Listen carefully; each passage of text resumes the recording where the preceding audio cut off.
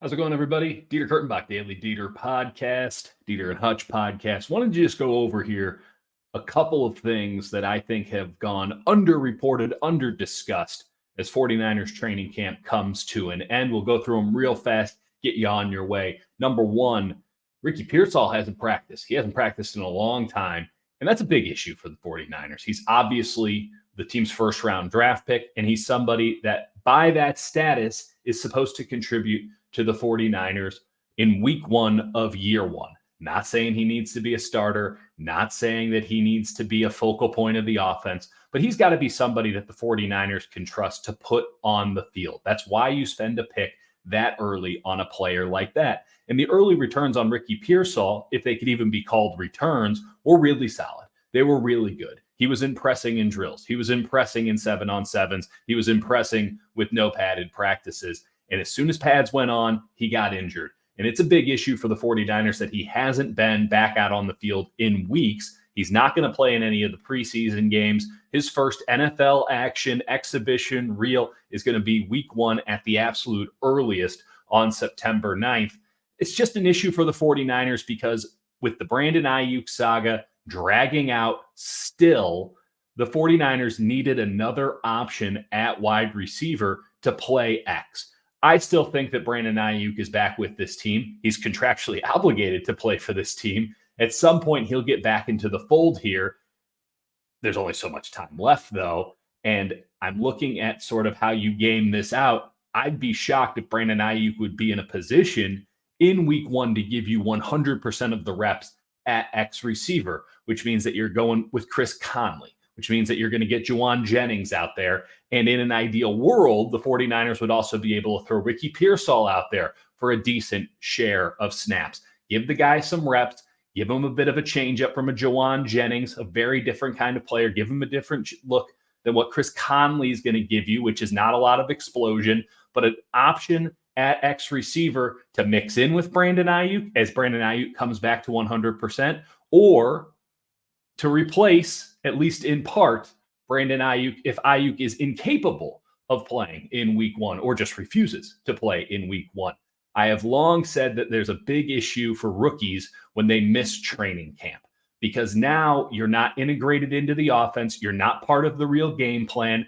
Out of sight, out of mind. It's a big issue for rookies. It's a big issue for any young player because of the talent that continues to flow in to the NFL. These are clean reps. These are good reps that Kyle Shanahan could get a good look at Ricky Pearsall. He hasn't been able to get out there and give them to Kyle Shanahan. Out of sight, out of mind. And guys who miss their rookie year training camp, they're oftentimes shown the door. First round picks probably going to get more equity than that.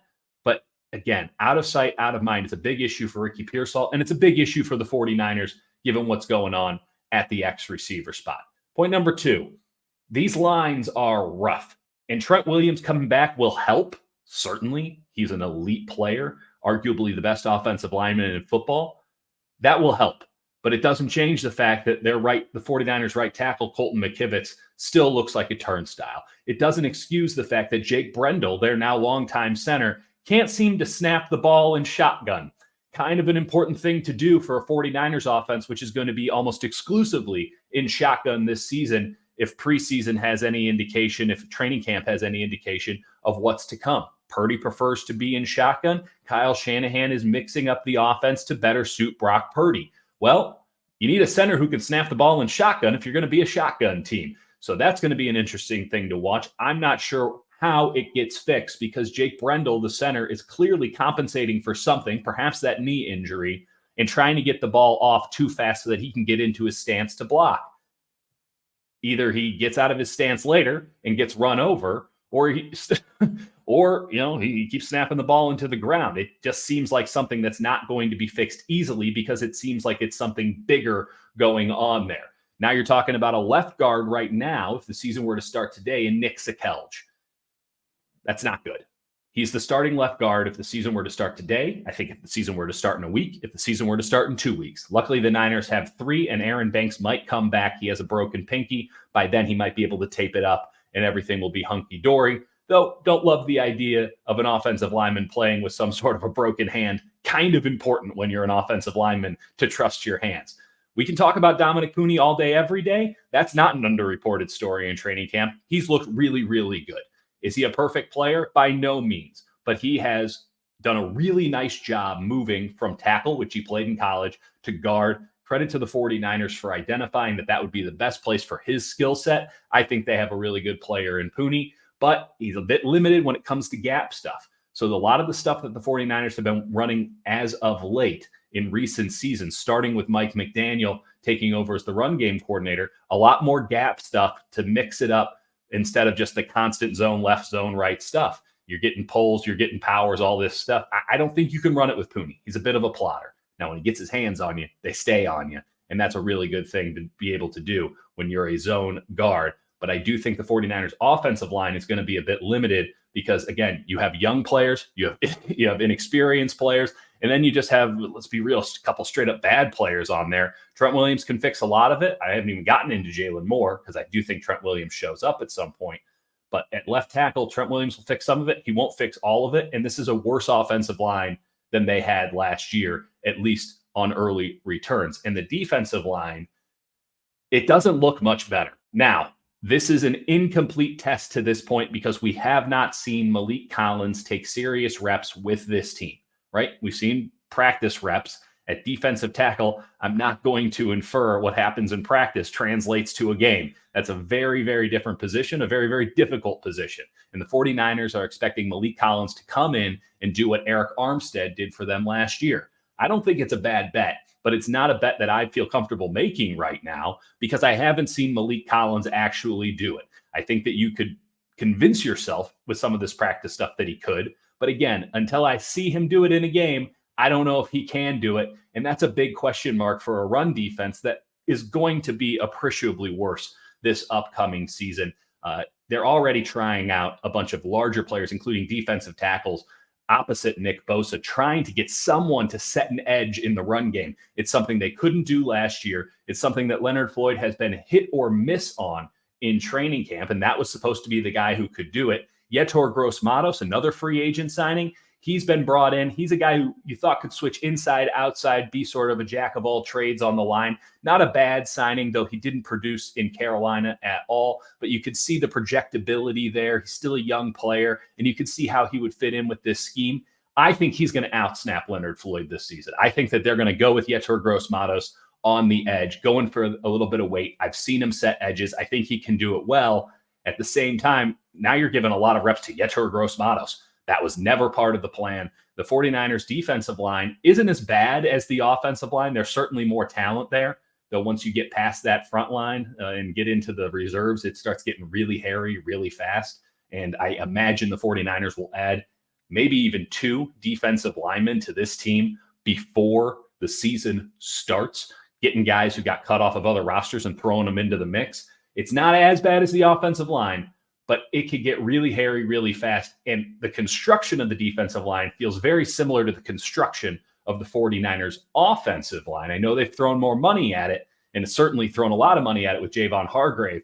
But if Nick Bosa goes down, the whole thing collapses, much like with the offensive line. If Trent Williams doesn't show up to work or just straight up retires, which is a better way of phrasing it, it all falls apart on the offensive line. The trenches I know that football is changing. I know it's a perimeter game now. I'm not trying to be the old man yelling at the cloud. You got to be good in the trenches in order to compete for a Super Bowl. And right now I have some serious question marks about the 49ers in the trenches. Let's talk about a good thing, though. Renardo Green. This was the 49ers' second round pick. He was awesome at Florida State. Not flashy, not spectacular, but he was really, really good at Florida State. Almost everyone on that defense was really, really good. And he's looked fantastic as of late. Isaac Yiadom, a free agent signing, was the guy who I would say early on in camp, even to halfway through camp, had the number 2 corner job. That is the guy who's playing outside when Diamador Lenore slides inside for nickel, which is effectively base these days. I thought Isaac Yiadom had the inside track on that number 2 job, but Isaac Yiadom's been injured as of late, and that has meant a lot of reps for Renardo Green, the rookie, and I think he's taken the job. It's nothing against Yiadom. He got Wally pipped here. I think Yiadom is an unbelievable kind of player to have coming off your bench, and I'm not sure they're going to give Renardo Green the full share of snaps that a number 2 corner, quote unquote, would be receiving in this defense. They'll probably rotate some guys through, but Renardo Green needs to see the field, and he needs to see the field in the capacity beyond just sort of sprinkling him in there to see what he can do. He's really, really good. He's really, really sound. And I think the 49ers have an absolute gem in Renardo Green. And shouts to Rock Ya-Sin, a guy who had a ton of talent coming out of school. I believe it was Temple, and has bounced around the league a little bit. He looks really good as well. I think the 49ers cornerbacks might be the deepest position group on the team. And that's a crazy thing to say if you followed 49ers football in recent years, that cornerback is probably the best position. And that is not to say that this is a bad team. This is still arguably the most talented team in the NFL. I think the tight end position has gotten deeper. That's point number 4. At the same time, if George Kittle goes down, oh boy, we're still in the same problem we saw for the 49ers in prior years. I think that Eric Saber, the blocking tight end that they brought in, is an upgrade over Charlie Warner. And I think that Braden Willis has a real chance to be an upgrade over Ross Dwelley as the move tight end in this offense. And we know Kittle, I mean, he's as good as it gets at the position. I don't need to get into pass catching versus blocking, all that stuff. I think any GM in the league, if you had 1 year and you needed a tight end, is taking George Kittle. That's my opinion on it. You can tell me I'm wrong in the comments. Fair play. It's a deeper tight end room, no doubt about it. Jake Tongas is another guy who I can see getting into the mix, especially if the Niners need to call someone up from practice squad. They might even keep him around on the 53-man roster just to make sure someone doesn't steal him, because he's really flashed both in practice and in preseason games. Cam Latu's out, but I think the tight end room is deeper. And that's a really good thing that Saubert's an upgrade over Warner, at least in my estimation, and that Willis is an upgrade over Dwelley, again, at least in my estimation, because I think the 49ers are going to have to run more 2 tight end sets this year, going back to what they kind of wanted to do a couple of years ago when they actually had 2 good tight ends on the team. It's been a minute now. They're going to have to use Sauber and or Kittle as a bookend player on almost every snap. With the way that McKivitz is practicing, with the way that McKivitz has played in preseason games, you just have to have help for him. You have to have someone at least chipping, if not basically taking on the job of right tackle. I think Sauber, who just every time you see him, he just looks huge. He just looks massive. He looks like if you put 20 pounds on him, he could be your right tackle. I think that he'd be a good option there. He's not going to catch many passes. He's not going to do anything with the ball in his hands once he does catch the pass. But having Sauber on the field, helping Colton McKivitz, that could be a real bonus for the 49ers, because it would free up George Kittle to do some more pass catching, which we all know he's very good at. But a big challenge for Kyle Shanahan here. Yes, they did a very nice job this offseason upgrading at a position of pretty significant need, but they're still very top heavy. It's still Kittle as the only viable number 1 on this roster. And I'm fascinated to see how they utilize tight ends this year. Again, because of the offensive line woes, I think that Eric Saubert might see a lot of playing time, even if he won't be relevant for fantasy football purposes. And then finally, Jair Brown and George Odom. Jair Brown has been marvelous. He's been fantastic. He's a safety, so he's not going to be like a household name. And I don't think that he's going to ascend to the level where a free safety can become a household name around the country. But he's been just marvelous. And he has to be, because the 49ers are switching to a cover 3 defense, or I should say they're going back to a cover 3 defense. And that puts so much pressure on a young player like Jair Brown. He has to make split-second decisions. He's going to define the pass defense. And I know those corners are outstanding, but if Jair Brown makes the wrong read, it doesn't matter how good your corners are. You're getting burned. You're getting burned again and again and again in this league that is so pass happy.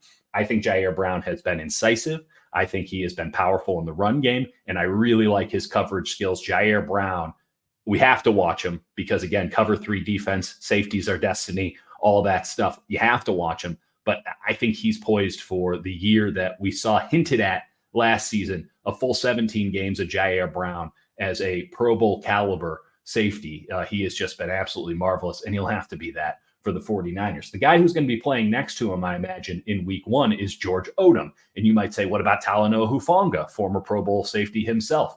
Well, first off, the switch to a cover 3 is massive for Hufanga when he does come off the PUP list. It will allow him to play the position that he really should be playing, which is strong side linebacker. He needs to be in the box. He needs to be affecting the run game. And just playing as an extra guy in the Jamal Adams role, if you will, is perfect for what he has in his skill set. I don't want him in a too high shell. I don't want him out in space covering dudes unless it's a tight end. But as a strong safety in the box, Talanoa Hufanga is about as good as it gets in the league these days. So that's going to be a big bonus. But I don't know if Hufanga's coming off of PUP. I know that they want to practice him soon and that they are going to try to get him up to speed so that he, after his ACL injury, can play in week 1. But if he's on PUP, he's going to miss a month of the season. And that means that George Odom, a longtime special teamer and one of the best special teams players in football, is going to be the strong safety in week 1 if Hufanga stays on PUP. And under normal circumstances, I would say that's a real problem.